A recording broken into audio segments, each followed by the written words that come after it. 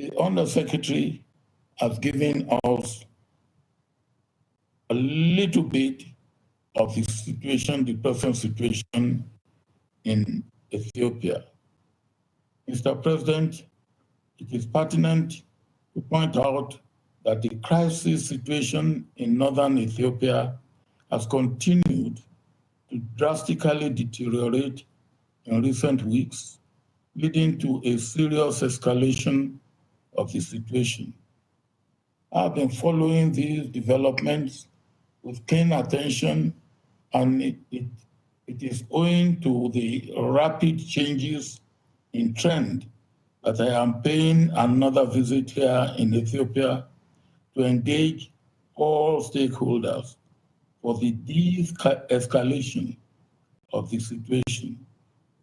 It should be noted that following days of report of intense fighting in the north of the country, the Ethiopian cabinet declared on the 2nd of November a nationwide state of emergency with immediate effect, while the central authority urging the citizens to prepare to defend the capital.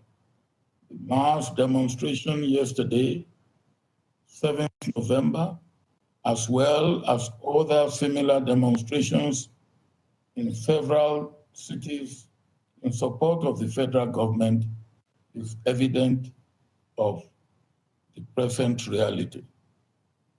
Distinguished members of the Council, since my arrival in Ethiopia on the 4th of November, after my visit to Sudan on a day earlier, I have met with the Prime Minister of Ethiopia, the President of Ethiopia, the President of Oromia, and had meaningful discussion with them on the ongoing escalation, with reflection on how to de-escalate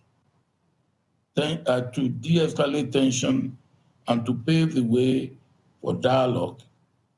During my meetings with the Prime Minister, we agreed that I pay a visit to Mekelle to meet the Tigrayan leaders. It is in this context that I traveled to Mekelle yesterday, 7th November, to engage the leaders of the northern region in an effort to de-escalate tension and to begin to find an amicable solution to the situation. As a summary to our discussions, all these leaders here in Addis Ababa and in the north agree individually that the difference between them are political and require political solution through dialogue. This, therefore, constitutes a window of opportunity that we can collectively tap into to assist the people of Ethiopia to find lasting solution to the ongoing crisis. It is, however, important to mention the window of opportunity we have is very little and that the time is short for any intervention in this regard. The ongoing conflict situation continues to have severe humanitarian consequences on the population, with huge impact on socio-economic development and stability. The time is now for collective actions in finding lasting solutions to avoid further escalation of the situation, which may have direct effect on the strategic Horn of Africa region as a whole. Your Excellency, Your Excellency, the President of the Council, please permit me, following the foregoing, to urge the Council to consider the following. 1, strongly urge and encourage the federal government of Ethiopia and the Tigray People Liberation Front to engage in political dialogue without any preconditions. 2, call for an immediate and unconditional comprehensive ceasefire and cessation of hostilities by all parties. 3, call for immediate and unhindered humanitarian access. 4, call on the parties to ensure respect and compliance with international humanitarian and human rights laws and practice. 5, call for an immediate commencement of an all-inclusive national dialogue and reconciliation. And 6, call on the international community to rally behind the AU-led process in order to ensure coherence and unity of purpose for our peacemaking efforts in the Horn of Africa and particularly in Ethiopia. In the last 48 hours, Mr. President, as I said, I have visited Mekelle, capital of Tigray. I have consulted with the Prime Minister of Ethiopia, the President of Tigray, the President of Oromia region, and the President of the Republic of Ethiopia. I've also consulted with the chairperson of AU Commission. Tomorrow, I will be paying a visit to Amhara region and Afar region, all in effort to harmonize the views of the leaders in the area of withdrawal of troops, not theirs, and also in maintaining humanitarian access. All these, I believe, are very important, and they are the areas of priority that most of the leaders that I have consulted with have indicated. And I hope that with the efforts we have in hand, before the end of this week, we hope to have a program in hand that will indicate how we can get the humanitarian and withdrawal of troops all put together to meet the immediate demand of the stakeholders. Thank you very much, Mr. President, for listening to me.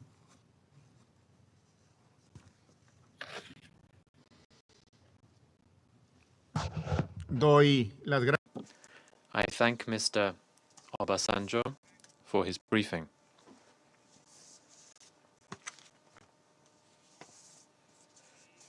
I will now give the floor to those council members who wish to make statements. I give the floor to the representative of Ireland.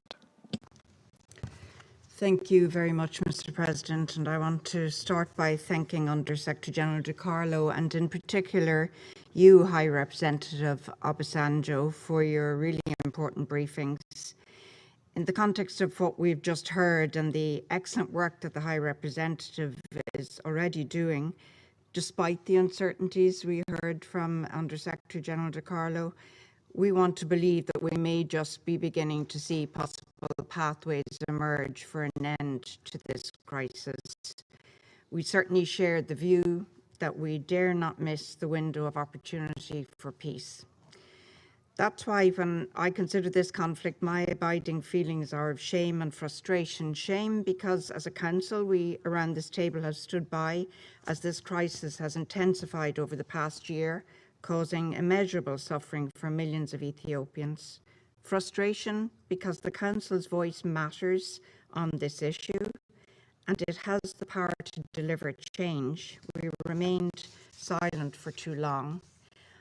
But today I want to commend our African colleagues with whom we worked to gain agreement at last on a council statement last Friday, a council statement that calls squarely for an immediate ceasefire. That African leadership in New York is also manifest at African Union headquarters, where we saw the African Union PSC meet just today, and importantly also on the ground where it matters most to the people of Ethiopia. We depend on regional leaders, in particular on you, High Representative Obasanjo. We rely on regional organizations, including IGAD, which have a crucial role to play in engaging with all sides, supporting mediation efforts, and ultimately assisting Ethiopia to find a solution to this crisis. We welcome the efforts that are taking place as we speak. We call on everyone in Ethiopia to embrace this opportunity. Time is of the essence. Your people are putting their faith in you.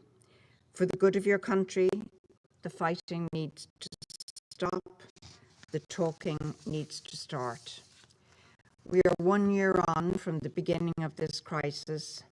Today we must ask ourselves if we as this council have done enough to prevent catastrophe, a catastrophe that is causing untold harm to the people of Ethiopia. As each month passes, we have seen the situation deteriorate. For the ordinary people of Ethiopia, their futures are being stripped away. As we heard last week from the OHCHR and the Ethiopian Human Rights Commission, there have been shocking human rights abuses committed during this conflict. Women, men, and children have been raped in horrific fashion, and let me be clear, civilians have borne the brunt of the violence. International humanitarian law and human rights norms have been cast aside. Meanwhile, vital, life-saving aid has been blocked from reaching starving and sick people. In recent days, the situation has become even more grave. Humanitarian operations across northern Ethiopia have effectively ground to a halt. Military operations have escalated. A state of emergency has been declared, suspending the basic rights of Ethiopian citizens. More people have been displaced. Lives and livelihoods have been lost. We've also witnessed increasingly shocking incidences of hate speech and dehumanizing language that risk inciting the worst type of violence against individuals or groups within Ethiopian society. We simply cannot stand by and allow this to continue. Too many lives are at stake. Meanwhile, continued military actions and mobilization now threaten the very stability and territorial integrity which are vital for Ethiopia and for the region. Today our messages are to all parties. Today our messages are clear and simple. First, it's paramount that all parties must immediately facilitate the provision of life-saving humanitarian aid to those who desperately need it in line with international humanitarian law. Second, we need an immediate end to the fighting. Civilians must be protected. Third, we need all parties to the conflict to embrace negotiations towards a lasting political solution. Fourth, that chilling hate speech, dehumanizing language, and incitement to violence must end. Accountability is imperative. Fifth, we need an inclusive and Ethiopian-led national dialogue that includes all regions and stakeholders. We cannot wait any longer to act on these 5 important steps. Mr. President, Ethiopia has been an inspiring example of peace and stability in Africa. Ireland's relationship with Ethiopia is one of our oldest and closest on the African continent. We remain deeply committed to supporting Ethiopia and its people.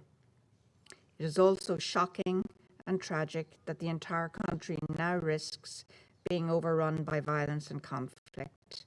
This unnecessary war must end now. All sides in Ethiopia must turn the tide towards peace and now steer the country back to where the people of Ethiopia deserve to be, on a hopeful pathway to peace. Thank you, Mr. President. I thank the representative of Ireland for her statement. I now give the floor to the representative of Tunisia. Thank you, Mr. President. I take the floor on behalf of the A3+1, namely Kenya, Niger, Tunisia, and St. Vincent and the Grenadines, on the developing situation in Ethiopia. I wish to express our sincere condolences to the government and people of Niger for the heinous terrorist attack that took place recently in the country. I thank His Excellency President Obasanjo, the African Union High Representative for the Horn of Africa, and Undersecretary General for Political and Peace-Building Affairs, Ms. Rosemary DiCarlo, for their insightful presentations. We thank President Obasanjo for his extensive efforts within the African Union-led process, and we welcome in this regard the communique of the African Union Peace and Security Council issued today on the situation in Ethiopia. I also welcome the participation of the permanent representative of Ethiopia. Mr. President, 1 month after our last meeting, the situation in Ethiopia continues to deteriorate dangerously, especially during the last 2 weeks, bringing this sister nation every day closer to a full-scale civil war, which, if not stopped immediately, could result to unprecedented violence and widespread atrocities and threaten the unity and territorial integrity of Ethiopia, with the potential to occasion destabilizing effects in the wider region. The A3+1 is deeply concerned over the escalation of military confrontation in northern Ethiopia and its expansion to the Amhara and Afar regions, as well as about its impacts on the humanitarian front. Once more, we highlight that the priority at this stage is to achieve an immediate ceasefire, which is crucial to allow for an unrestricted humanitarian access to the affected communities, as well as for the re-establishment of public services in all the conflict areas. We therefore call for the immediate cessation of hostilities, the full respect for the life and property of civilians, as well as state infrastructure, and urge the parties to the conflict to constructively engage in discussions to seek a peaceful solution and pave the way for an inclusive Ethiopian-led dialogue and to national reconciliation in the interests of the country. At the same time, we remind all parties that they should respect their obligations under international humanitarian law and human rights law, with particular regard to the protection of civilians, which requires all parties to urge their supporters to abstain from acts of reprisal against any community and refrain from hate speech and incitement to violence and divisiveness, as stated by the chairperson of the African Union Commission on November the 3rd. All Ethiopians are one people. As A3+1, we urge all Ethiopians to embrace one another and to refuse to be pitted against one another on account of ethnic, religious, or other identities. Mr. President, today, peace and security in the Horn of Africa is at risk. The lives of millions of men and women and children are at stake, and we have a huge and historic responsibility to prevent large-scale atrocities and famine, and to forestall possible destabilization of the region. Today, we have a strong need for diplomacy and for mediation. We welcome the initiatives of the United Nations Secretary General and all international partners and regional leaders to find a peaceful solution to this crisis. We believe that it is important today that we speak with one voice and send a clear and united message to all parties in Ethiopia that violence is not an option to resolving the political disputes, however serious they may be. We have witnessed during the last year how violence led to loss of thousands of lives and millions of displaced persons, human rights violations and atrocities, and to a dire humanitarian situation. We are left with the question, how much longer and how many more innocent Ethiopians must perish before all parties can understand that there can be no military solution to this crisis? Ethiopia, this great nation and cradle of civilization, which has been an anchor of regional peace and stability, deserves that we stand with its people in these trying times. In this regard, we believe that the African Union and the neighboring countries have a major role to play to help Ethiopians find their way to peace and stability through political dialogue and reconciliation. We should help them unite again under the common interest of their country. We reiterate our full support to the African Union High Representative for the Horn of Africa, His Excellency President Obasanjo, and commend his mediation efforts to achieve a ceasefire and a prompt and peaceful resolution of the conflict. We call on all stakeholders and international partners to extend every possible support to President Obasanjo in his highly important mission, cognizant of the importance of coordinated action. In conclusion, Mr. President, we, the A3+1, reaffirm our respect for and commitment to the sovereignty, political independence, and territorial integrity of Ethiopia. We stand on solidarity with our brothers and sisters in Ethiopia through these trying times in their pursuit for peace and stability. I thank you. Agradezco. I thank the representative of Tunisia for his statement. And I now give the floor to the representative of Norway. Thank you, President. And thank you to A3+1 and Ireland for leading the call to add this item to our agenda. This is indeed a time when a strong and united message from the Council is critical. And thank you to USG Carlo and the AU High Representative for the Horn of Africa for their briefing, and not least the efforts by the AU. The development of the crisis in Ethiopia is threatening the stability and the very integrity of the country. It's hitting the civilian population hard, and certainly the most vulnerable the hardest. As a close friend and decade-long partner to Ethiopia and the Ethiopian people, Norway is deeply concerned, both by the magnitude of the crisis and its potential regional impact. There can be no military solution. This should be evident to all parties, from the federal government to the Tigrayan People's Liberation Front and the Oromo Liberation Army.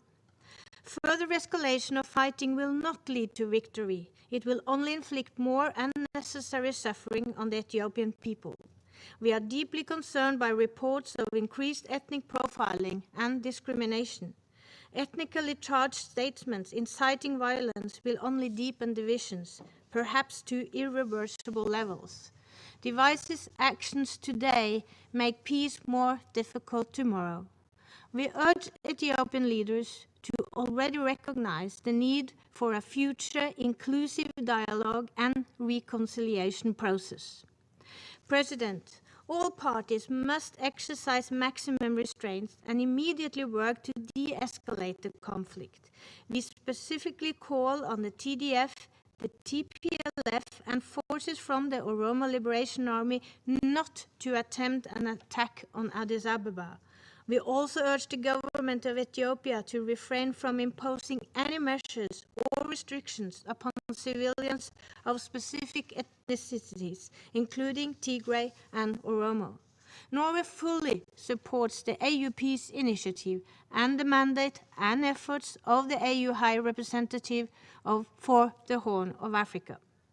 We call on all parties to fully cooperate with the High Representative, to immediately stop fighting and make the necessary concessions for a negotiated cessation of hostilities.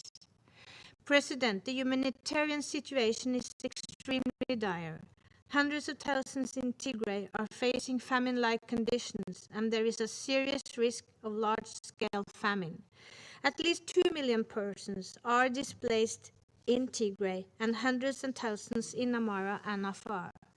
Access to food, health care, and other basic services must be restored, and all possible modalities for this must be explored. We call on all parties to immediately facilitate full, safe, and unhindered humanitarian access. We know that the suffering of the Ethiopian people also go beyond the current humanitarian crisis. Norway is appalled by the findings in the joint report by the Office of the High Commissioner for Human Rights and the Ethiopian Human Rights Commission. While limited in time and geographical scope, it outlines the patterns of the killing of civilians and the widespread and systematic use of sexual and gender-based violence. The obligation of all are made clear. Incidents must be investigated and perpetrators brought to justice. All parties to the conflict must fully respect international human rights and international humanitarian law, even in the most dire circumstances. President, every day that the fighting continues and that the rhetoric grows only makes a credible accountability process and a viable transitional justice mechanism more vital. These mechanisms will be of utmost importance to future national reconciliation.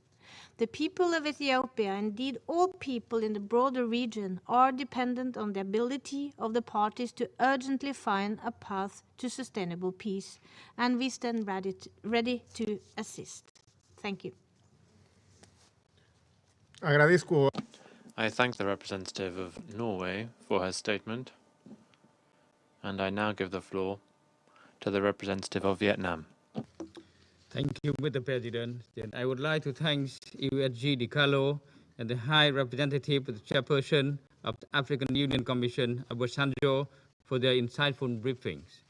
I welcome the ambassadors, permanent representative of Ethiopia, to our meeting today. Mr. President, we are deeply concerned about the deteriorating situation in Ethiopia, especially the continued fighting and expansions of combat and hostility in and around Tigray, Amhara and Afar regions over the weekend. The sharp escalation of military operation and clashes in the last few weeks have plunged Ethiopia and the region into a more serious level of instabilities, pushing the party to a point of no return. These developments have also brought about consequences and adverse impact on the daily lives of millions of people while hindering humanitarian activities. We therefore urge all parties to end hostility immediately and start an inclusive Ethiopian national dialogue toward a immediate and unconditional ceasefire and make it sustainable one. Only with sustainable ceasefire can the primary condition for a credible and inclusive dialogue be established to find a political settlement to the long-lasting political grievances that have led to the conflict. Mr. President, the escalating hostility threatened to worsen the already dire humanitarian situation in Tigray, Amhara, and Afar, where millions of people are in need of urgent humanitarian assistance. As reported, 5.2 million people, especially those 400,000 people who live in famine-like conditions, are having to rely on food aid every day. We welcome progress in the practical activities carried out by the United Nations, humanitarian organizations, and international and regional partners to help Ethiopians, including people in Tigray, over the past few months. We also welcome the visit made by the USG Martin Griffiths and the African Union envoy to the Horn of Africa's Obasanjo, to the northern Tigray region of Ethiopia on Sunday, to discuss humanitarian access and a possible ceasefire. However, we understand that the access to and distribution of humanitarian assistance remains far from satisfying the urgent needs of people in this region. We therefore call for an immediate removal of restriction and creation of a favorable condition to humanitarian access, full observation of international humanitarian law, and rapid restoration of public services and upscaling humanitarian assistance. All measures must be taken to protect civilians and humanitarian workers. Mr. President, as we stated previously, the crisis in Tigray stems from the complicated political, historical, and ethnic reasons. Therefore, rather than invoking further hatreds, relevant parties must give the highest priority to the interest of their people, and therefore patiently engage in dialogue and reconciliation. It is high time for a compromise to be made toward a comprehensive solution for sustained stability and development of Ethiopia on the basis of respecting principles of international laws and the UN Charter. Without a constructive dialogue in place, further bloodshed and confrontational rhetoric will drive parties further apart and block the path of peace. Dialogue should be started right now. Otherwise, it would be too late to save Ethiopia from a catastrophe. In this process, the international community should support all efforts toward the end, including through a swift and effective action, while being full respect of independence, sovereignty, unity, and territorial integrity of Ethiopia. Mr. President, the conflict and situation in Tigray have had certain impact on the region, and thus requires all parties to exercise self-restraint. The principle of non-interference in the internal affairs of the state and settlement dispute by peaceful means should be constantly upheld. In this connection, we support the role of the High Representative of the African Union for the Horn of African regions and his effort to help bring about a ceasefire and a prompt and peaceful resolution to the conflict. We also support the constructive engagement of neighboring countries and regional organizations, especially the African Union, for the sake of peace, stability, security, and national reconciliation, national unity, and development in Ethiopia. I thank you, Mr. President. Agradezco. I thank the representative of Vietnam for his statement, and I now give the floor to the representative of China. Thank you, Mr. President. Mr. President, I wish to thank Under-Secretary General De Carlo and AU High Representative for the Horn of Africa, Mr. Obasanjo, for their briefings. I welcome Ambassador Amta, Permanent Representative of Ethiopia, to our meeting today. Lately, the situation in Ethiopia has deteriorated. The escalation and spread of the conflict have resulted in rising civilian casualties and a worsening humanitarian situation. The AU and leaders of regional countries have all expressed their concerns. As a good friend of the people of Ethiopia, China sincerely hopes that all relevant parties will put the interests of the country and its people first, keep calm and exercise restraint to avoid further escalation of the situation. At the same time, we hope they will commit to resolving conflicts and differences through political dialogue in order to create conditions for peace and reconciliation. The Council issued a press statement last Friday on the situation in Ethiopia, calling for a ceasefire, calling for a cessation of hostilities and the commencement of political dialogue. We hope all the relevant parties will respond positively. The current situation in Ethiopia is the result of a combination of political, historical, ethnic, and other factors, the solutions of which can only be found from within. Regional countries and regional organizations know the best about the historical background and the present challenges in Ethiopia, and therefore can play a leading role in the political settlement of the Ethiopian issue. China always supports African solutions to African problems. We welcome the good offices, the political good offices of High Representative Obasanjo. We call on all parties concerned and regional countries to provide full support to the High Representative in his work.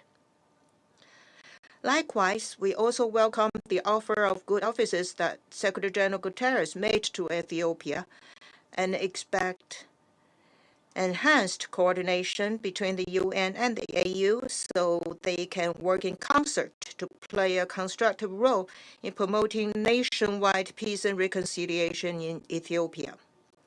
The international community, in particular the Security Council, should give the time and space needed for the AU and others to carry out their good offices.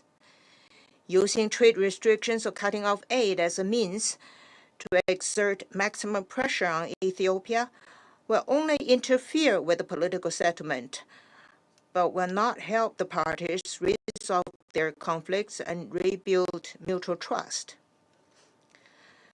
The current humanitarian needs in Ethiopia are enormous. The international community should help Ethiopia improve its humanitarian response capacity and scale up the relief delivery so that humanitarian assistance can, to the maximum extent possible, reach everyone in need. When providing humanitarian support to Ethiopia, we should respect the country's sovereignty and leadership, follow the UN guiding principles for humanitarian actions, and avoid politicizing humanitarian issues. All parties concerned in Ethiopia should fulfill their obligations under the international humanitarian law, protect the safety and security of civilians, foreign nationals included, facilitate humanitarian relief operations, and prevent further deterioration of the humanitarian situation. Ethiopia is a country with a long history and a splendid civilization. At every historical juncture, the people of Ethiopia have been able to come together to defend the country's sovereignty, unity, and long-term development. We are confident that the people of Ethiopia have the capacity and wisdom to overcome the current challenges, maintain national unity, and move the country back to the right track of peace, stability, development, and revitalization. China stands ready to work with the international community to continue to support the efforts of the people of Ethiopia. Thank you, Mr. President. I would like to thank the representative of China for his statement, and I now give the floor to the representative of the United Kingdom. Thank you, Mr. President. I would like to thank High Representative Obasanjo and Under Secretary General DiCarlo for their important briefings. I also thank the A3+1 and Ireland for calling today's meeting and for their work on Friday's statement for this Council. The United Kingdom shares the serious concerns already expressed today about the situation in Ethiopia, including from the African Union Peace and Security Council. The introduction of a state of emergency by the government of Ethiopia must not be used as an excuse to ignore human rights and international humanitarian law. Violations and abuses of human rights, international humanitarian law, and refugee law are already taking place as a result of this conflict. The report released last week by the Office of the High Commissioner for Human Rights and the Ethiopian Human Rights Commission documented these in detail, including the widespread use of sexual violence as a weapon of war, torture, attacks on civilians, and forced displacement. All parties should act to implement the recommendations contained in that joint report, ensure accountability and prevent further suffering. Indeed, addressing the humanitarian and human impact of this tragic conflict should be our immediate focus. And when it is over, we must come together and help Ethiopia heal. Therefore, it's vital that all parties stop fighting and start talking. Tigrayan forces need to stop their advances and return to Tigray. The humanitarian blockade needs to be lifted. Hate speech and ethnic profiling must end. It serves only to set Ethiopian against Ethiopian and deepens divisions which will make recovery from this crisis even harder.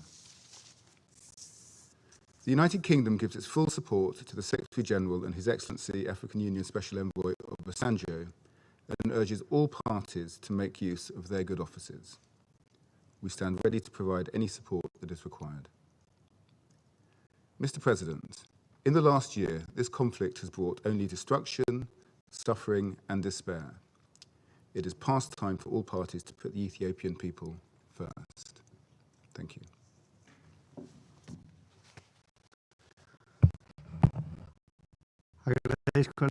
I thank the representative of the United Kingdom for his statement, and I now give the floor to the representative of France.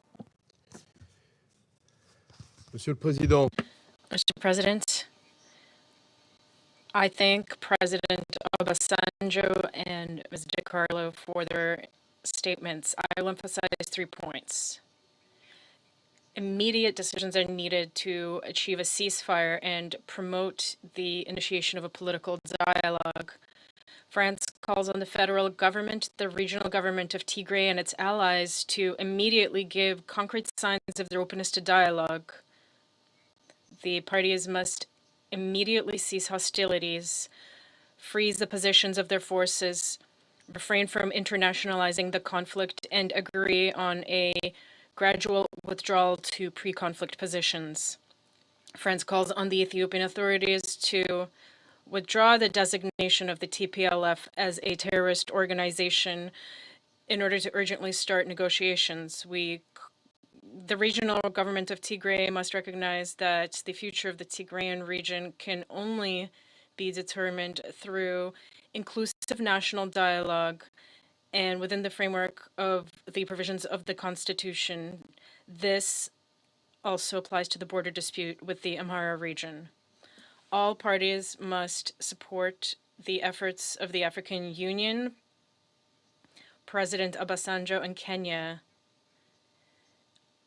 Each of them has expressed their deep concern over the stability and unity of Ethiopia and the region, but also the hope that a dialogue could finally silence the guns. France supports these steps, as does the Secretary General of the United Nations and Ethiopia's main partners, including the EU. This council has also spoken out unanimously in support of their efforts. All of those statements reiterated the international community's commitment to the unity and territorial integrity of Ethiopia. Stakeholders in the region who exploit any vulnerabilities that the conflict has exacerbated will be held accountable. France reiterates its call for a definitive and verified withdrawal of the Eritrean forces. The international community is therefore united and mobilized to support peace efforts and provide international guarantees to overcome mistrust. We encourage the parties to seize this opportunity. It is more necessary than ever for all parties to respect international humanitarian law and human rights law. The protection of civilians must remain the top priority. The outbreak of fighting in urban areas increases the risk to populations. France is concerned about the violence, forced displacement, and hate speech targeting the ethnic origin of the victims. It calls on all parties to put an end to this violence, to fight the impunity of its perpetrators, and to act responsibly. France takes notes of the publication of the report on the joint investigation of the OHCHR and the Ethiopian Human Rights Commission. It expects all parties to initiate credible investigations into the alleged facts. These facts are extremely serious, in particular the extrajudicial killings and the numerous cases of sexual violence. The parties must ensure full access for all humanitarian, medical, and United Nations personnel. Blocking the delivery of medical aid is unacceptable. We hope that these obstacles will be lifted swiftly. Finally, France calls on the parties to guarantee access to prisoners and to initiate discussions with a view to their release. Thank you. I thank the representative of France for his statement, and I now give the floor to the representative of India. Thank you, Mr. President. Let me join others in thanking High Representative of the Chairperson of the African Union Commission, His Excellency Obasanjo, and Under-Secretary General for Political and Peacebuilding Affairs, Ms. Rosemary DiCarlo, for updating this Council on the recent developments in the northern parts of Ethiopia. I also welcome the presence of Permanent Representative of Ethiopia, Ambassador Thai Selassie, in today's briefing. The conflict in northern parts of Ethiopia has seen escalation in the recent weeks and is threatening to expand towards the central parts of Ethiopia. The fighting has intensified and humanitarian situation has worsened, adversely affecting millions, particularly women, children, and elderly. It is concerning to note that the humanitarian efforts led by the UN has been stalled in the recent weeks. It is important that humanitarian assistance is resumed at the earliest available opportunity. We also reiterate the importance of founding principles of humanitarian assistance, that is humanity, neutrality, impartiality, and independence.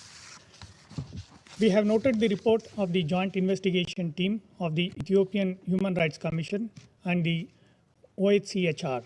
We also note and welcome the recognition and acceptance of the report by the Ethiopian government as an important document that could complement ongoing efforts by the Ethiopian government to address the allegations of human rights violations and abuses. We further note that the report could not confirm deliberate or willful denial of humanitarian assistance to the civilian population in Tigray or the use of starvation as a weapon of war.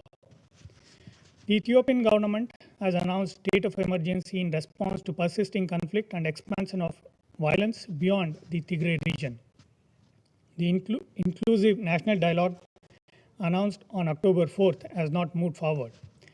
Military offensive may not help in the resolution of the crisis, and inevitably there has to be a dialogue. India has consistently underscored the importance of mutual trust, engagement, dialogue, and reconciliation to address all issues related to the ongoing conflict. We therefore call upon all stakeholders to seize the opportunity provided by the mediation efforts of the African Union High Representative for the Horn of Africa region, His Excellency Obasanjo, purposefully. We welcome his meeting with the Prime Minister of Ethiopia and take note of his visit to Mekelle. He has also briefed AUPSC today morning. We also welcome the engagement of countries from the region in this process. We urge all sides to exercise restraint and work together to build trust and confidence that could pave way for dialogue. The political and economic stability of Ethiopia is paramount, not just to the Horn of Africa, but the entire African continent. It is in the interest of the region that the current politico-military situation is resolved within the constitutional framework of Ethiopia. In this regard, we support the initiatives of the African Union. It is important that regional initiatives led by the African Union are encouraged and actively supported by this Council. To conclude, India reiterates its strong commitment to the unity, sovereignty, independence, and territorial integrity of Ethiopia. I thank you, Mr. President. I thank the representative of India for his statement. I now give the floor to the representative of Estonia. Thank you, Mr. President. I thank Undersecretary General Di Carlo and High Representative Obasanjo for their briefings. Estonia is deeply concerned about the recent escalation in northern Ethiopia. These developments continue to cause civilian casualties and prolong human suffering and risk the stability of the country and the whole region.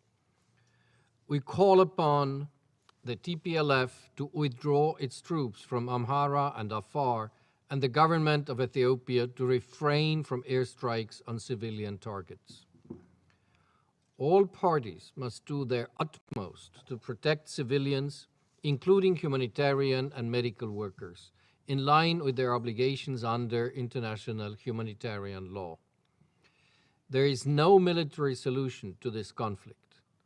We call upon all parties to immediately end hostilities without preconditions, engage in negotiations for a lasting ceasefire, and to create conditions for the start of a political dialogue. In this context, we would also like to express our full support to the international and regional efforts in achieving a peaceful resolution to the conflict. We encourage the continued engagement of the African Union and support the mediation efforts by the Special Representative Obasanjo. Mr. President, the deteriorating humanitarian crisis in Tigray, Amhara, and Afar regions is deeply worrying, as more and more people are in need of urgent assistance. All parties to the conflict have an obligation to facilitate safe and unhindered humanitarian access to all areas affected by conflict. It is also essential to restore basic services and the entry of fuel, cash, and humanitarian supplies needed for aid operations. We reiterate our deep concern about reported human rights violations and abuses, including widespread sexual and gender-based violence. We welcome the publication of the joint report by the OHCHR and Ethiopian Human Rights Commission. We call for full implementation of the recommendations of the report and for ensuring accountability for the perpetrators. It is now up to the Ethiopian government to carry out its promises on this. In conclusion, I would like to express deep regret that 1 year after the start of the conflict, the situation in northern Ethiopia has only deteriorated, with expanded hostilities, mounting deaths, and suffering of civilians, and a catastrophic humanitarian situation. In order to preserve the stability, unity, and territorial integrity of Ethiopia, all sides must cease the hostilities and solve their differences through a genuine and inclusive national dialogue.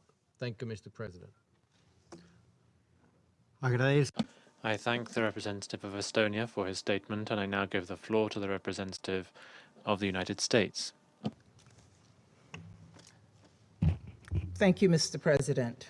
And let me start by recognizing and thanking the Council for getting out the statement last Friday that called for a ceasefire and expressed our strong concerns about the situation in Ethiopia. Thank you, Undersecretary General Di Carlo, for your briefing. And thank you to African Union High Representative Obasanjo for your briefing. And very specifically for your on-the-ground reports and efforts in the region. We strongly urge all parties to support and cooperate with you as you work to bring peace and stability to the region. The conflict in Ethiopia has now been going on for a full year. And this is a tremendously sad milestone. And as my Irish colleague stated, we really remained silent for too long. Over the past year, we have seen constant violence. We've witnessed widespread human rights abuses and atrocities. We've seen credible, documented, and persistent reports from a wide range of sources of looting, displacement, extrajudicial executions, rape, and sexual violence as weapons of war. And we've seen the threat of mass famine loom large as humanitarian aid and medical supplies are delayed and denied from going to civilians who need it most. The Joint UN Office of the High Commissioner for Human Rights and the Ethiopian Human Rights Commission report details all of this very clearly. It makes it plain that there have been many human rights violations and abuses.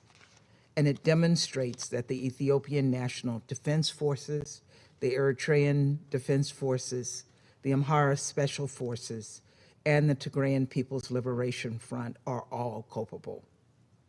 There are no good guys here. There are only victims on all sides. This vital report was limited in geography and chronology.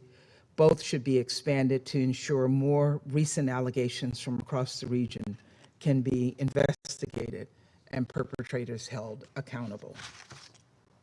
In the meantime, the violations and abuses documented cannot be tolerated. Suspected individuals need to be removed from active duty pending investigation. Independent bodies must be allowed to investigate and ensure accountability. Humanitarians must be allowed unimpeded access, and the violence must stop. This is not the Ethiopia that we thought we would see 2 years earlier, when we were applauding this country as the fastest growing economy in Africa. The unity and integrity of the Ethiopian state faces an existential threat from within, and millions of innocent civilians are at risk as the conflict expands and warring parties advance toward Addis. Mr. President, colleagues, it is time for all parties to immediately halt hostilities and refrain from incitement to violence and divisiveness. The bellicose rhetoric and inflammatory language on all sides of this conflict only aggravate intercommunal violence. It is time for the government of Ethiopia, the TPLF, and all other groups to engage in immediate ceasefire negotiations without preconditions to find a sustainable path toward peace. And it is long past time for the Eritrean Defense Forces to withdraw from Ethiopian territory. It is time to put your weapons down. And let me repeat that. It is time to put your weapons down. This war between angry, belligerent men victimizing women and children has to stop. As we call for peace, I want to address some critics who have said that the United States is biased toward one side of the conflict. Let me be crystal clear. We condemn violence on all sides. We condemn any and all human rights violations and abuses committed by all sides. So we condemn the violence by the ENDF and the Eritrean Defense Forces, and we condemn the TPLF's violence. We condemn the TPLF's expansion of war outside of Tigray. The TPLF must withdraw from Afar and Amhara. And we call on the TPLF and the Oromo Liberation Army to immediately stop the current advance toward Addis.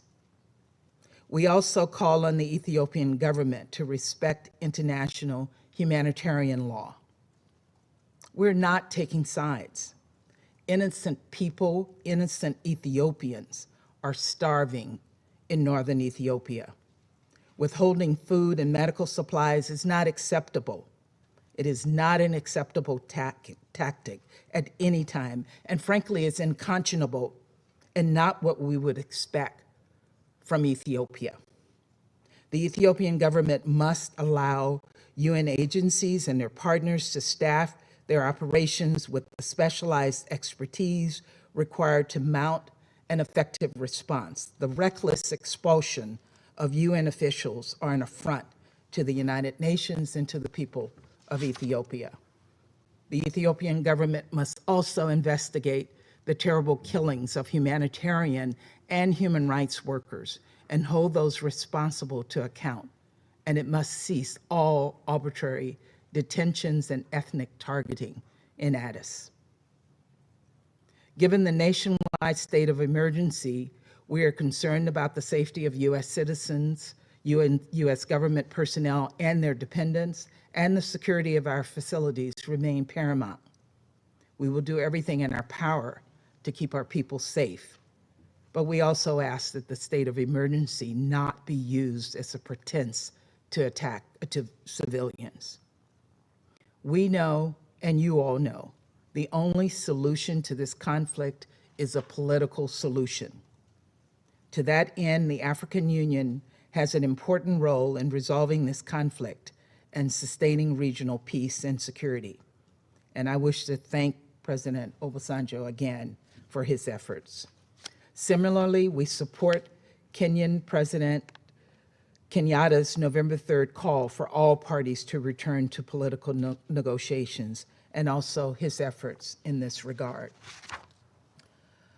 Ultimately, the only ones who can bring lasting peace to Ethiopia are its leaders and its people. Only a wider dialogue about the future of their state, where all of Ethiopia's people are represented, can lead to broader democratic and economic renewal.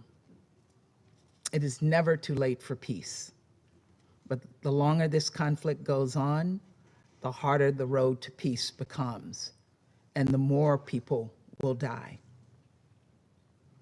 And as you heard from High Representative Obasanjo, the window of opportunity is limited and time is running out.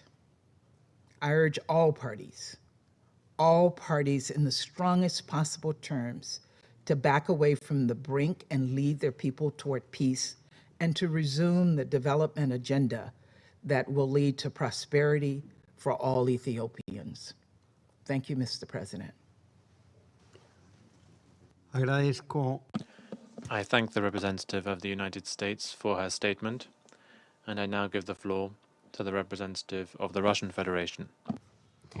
Mr. President, we have listened carefully to the information provided by the High Representative of the Chairperson of the African Union for the Horn of Africa, Olusegun Obasanjo, as well as UN Undersecretary General for Political and Peacebuilding Affairs, Rosemary DiCarlo, regarding the latest developments in the situation in northern Ethiopia.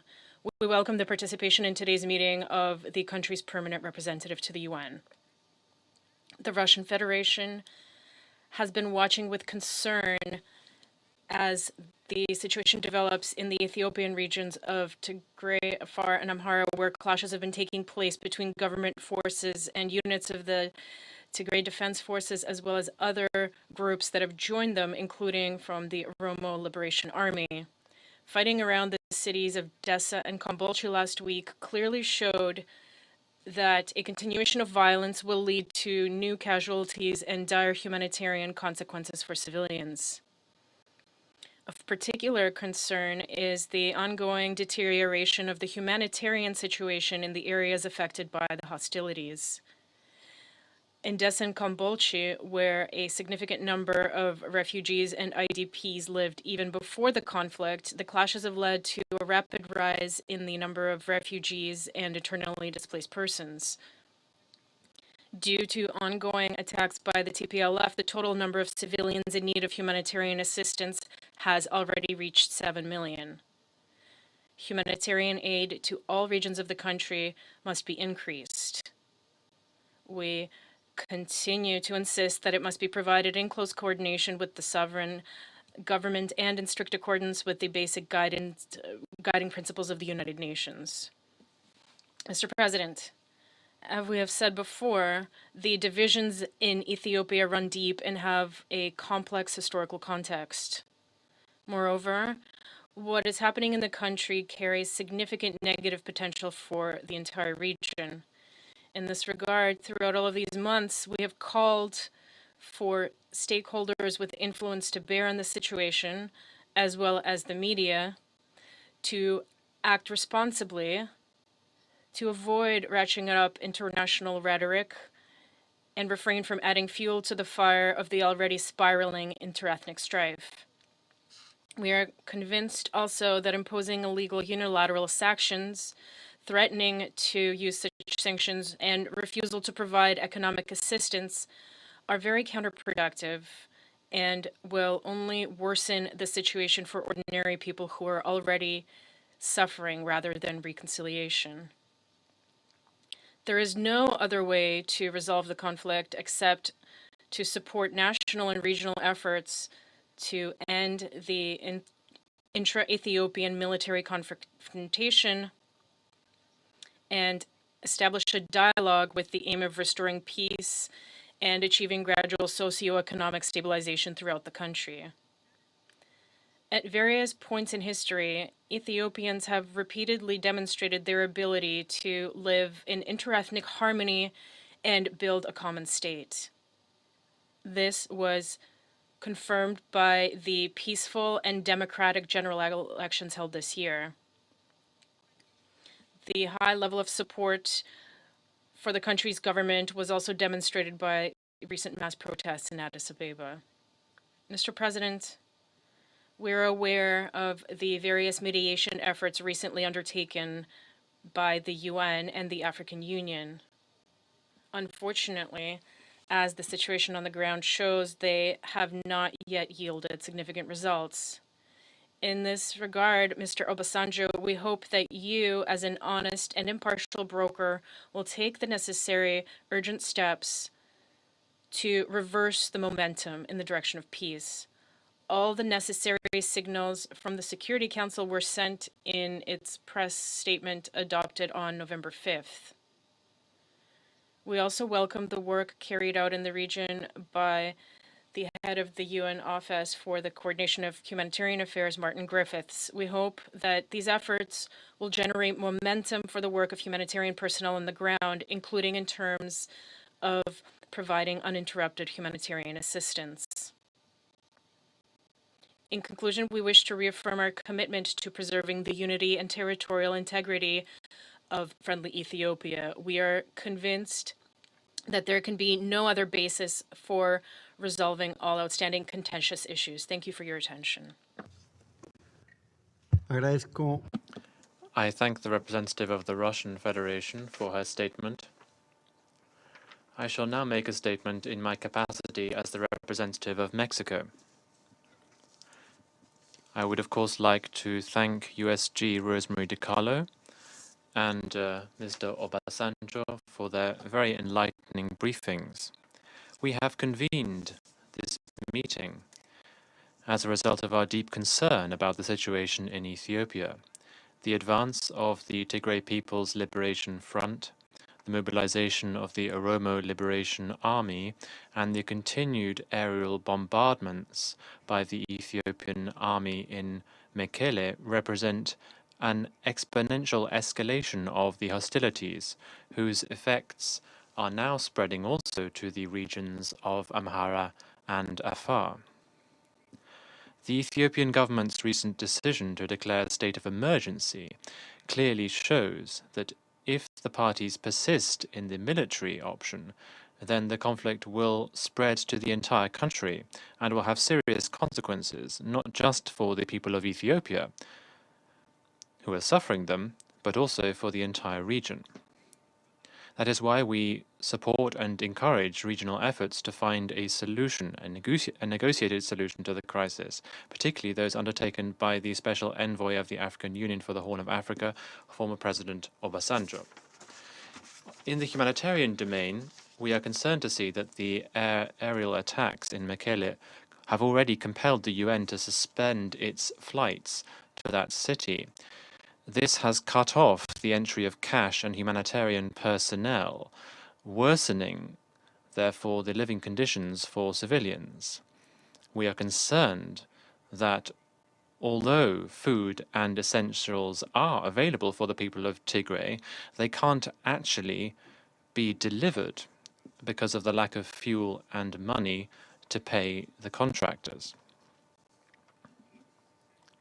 The Ethiopian government needs to provide security guarantees so that at the very least the 2 weekly flights which had been operating until a few weeks ago to Mekelle can resume. All the parties must fulfill their obligations under international humanitarian law. There must be unfettered access for humanitarian aid without further delay. Mexico also takes note of the report of the joint investigation of the Ethiopian Human Rights Commission and the OHCHR. This reports attacks on civilians, extrajudicial executions, torture, and enforced disappearances, sexual and gender-based violence, the enforced displacement of civilians, denying access to humanitarian aid, the arrest and intimidation of journalists, inter alia. These violations of international human rights law and international humanitarian law by all actors to the conflict must be investigated and punished. In this context, my delegation reiterates this Council's call to all parties to reach a ceasefire and for the conditions to be established for a national dialogue. Negotiations must begin immediately and without preconditions. Mexico deeply regrets the fact that, in spite of the indications of the destructive potential of the conflict and the repeated warnings by UN agencies about the seriousness of the humanitarian situation, the Security Council has not been able to avoid this conflict escalating. We are deeply concerned to see the use of bellicose rhetoric that stirs up animosity between ethnic groups. We know where the manipulation of hate speech can lead in such a diverse country, but we trust that this Council will have learnt from the mistakes of the past and will be able to shoulder this time its responsibility to facilitate a political process that will lead to peace in Ethiopia.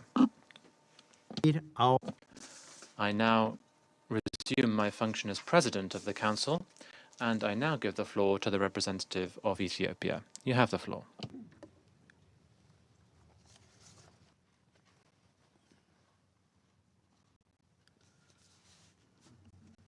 Thank you, Mr. President, for giving me the floor and for allowing the participation of my country in this briefing. I also congratulate you on Mexico's presidencies of the Council for the month of November.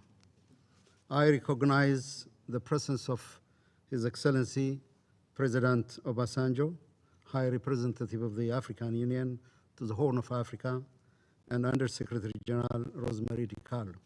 I thank both for their briefing.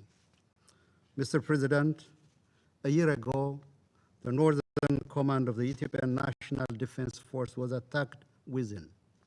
The unsuspecting men and women in uniform were slain in the dark hours of November 4, 2020. The long-standing service and sacrifice of the National Defense Forces is rewarded by unprecedented level of betrayal and treasonous attack waged by TPLF. Ethiopia will never forget the patriots and their service and sacrifice. The day will also go down as a day of infamy in Ethiopia's proud history. In this connection, I would like to extend our thanks to members of this council who stood with my country during this very trying year. Mr. President, in the past year, we reversed the military threat posed by TPLF. In parallel, we made all efforts to provide food and non-food items to people in need in Tigray. We signed a humanitarian assistance agreement with the United Nations.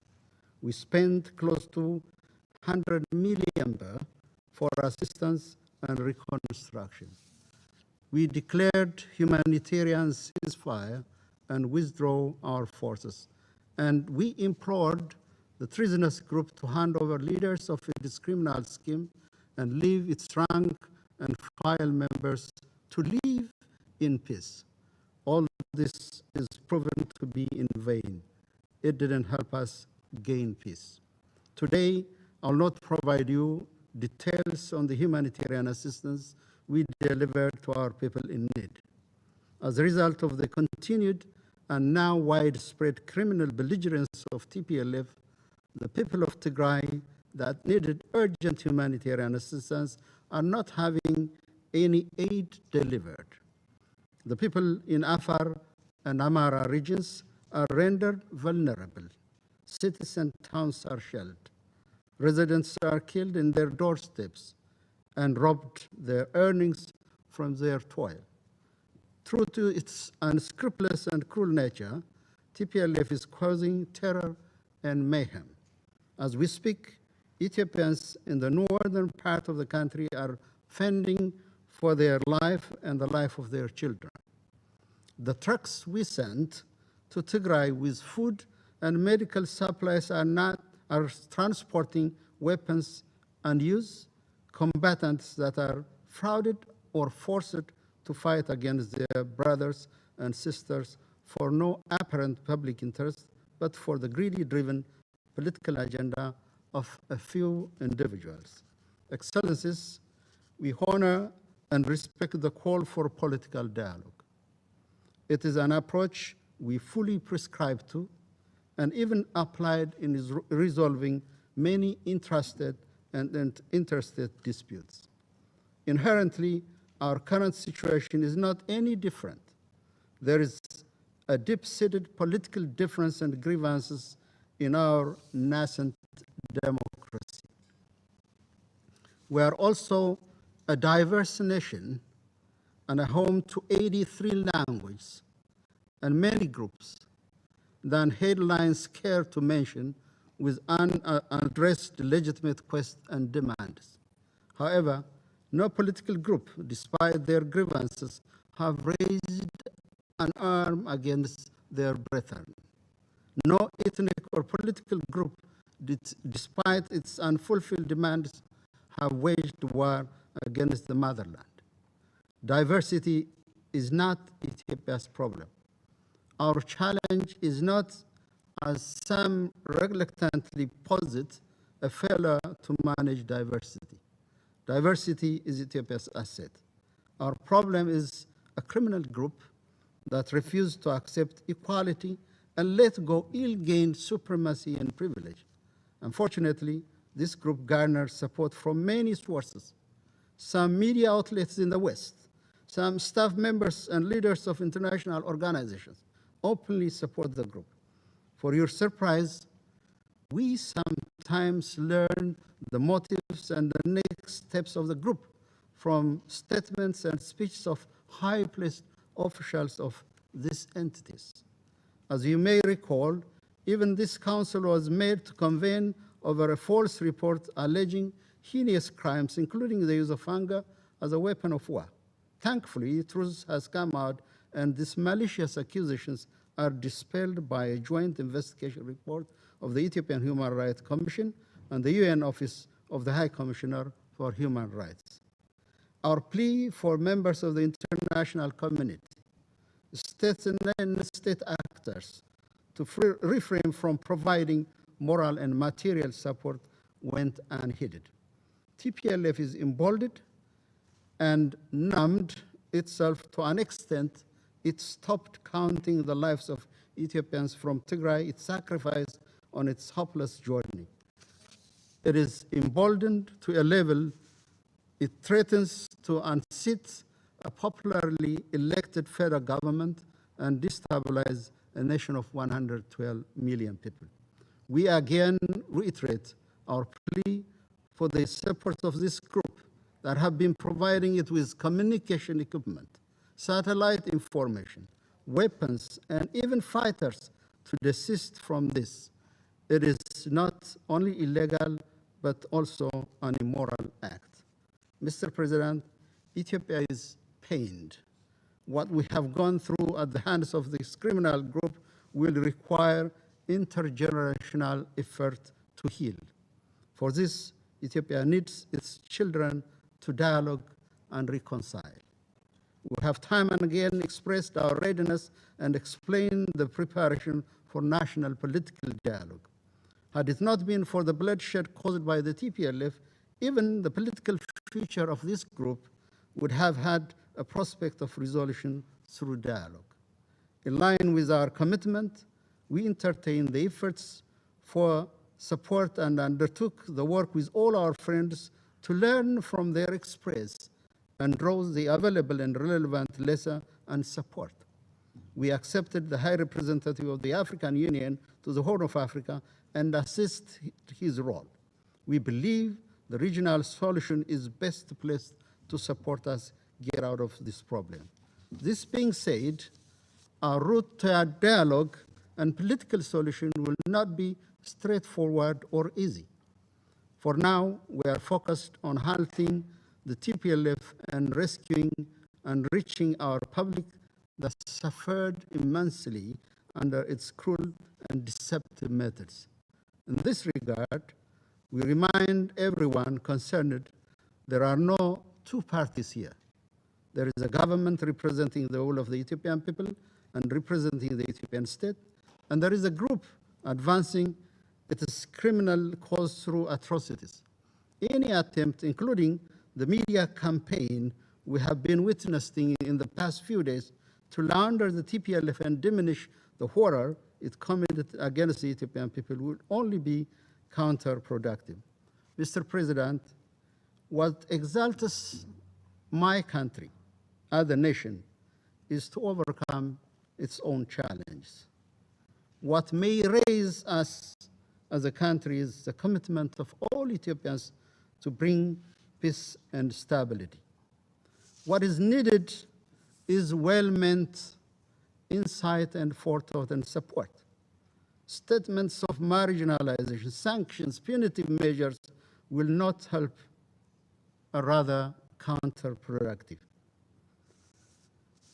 Out of our conviction to peaceful solution to all disputes, we will keep engaging all well-meaning actors, the AU High Representative, and regional leaders. In the course of this process, we hope we have the understanding of this council and its membership.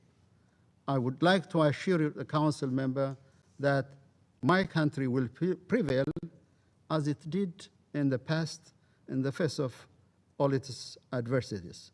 I thank you, Mr. President. I thank the representative of Ethiopia for his statement.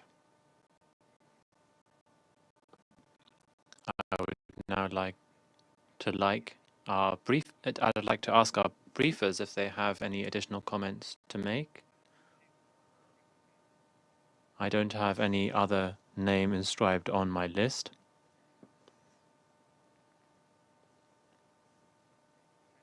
That seems not to be the case. So I would now therefore like to invite council members to informal consultations to continue our discussion on the subject. The meeting stands adjourned.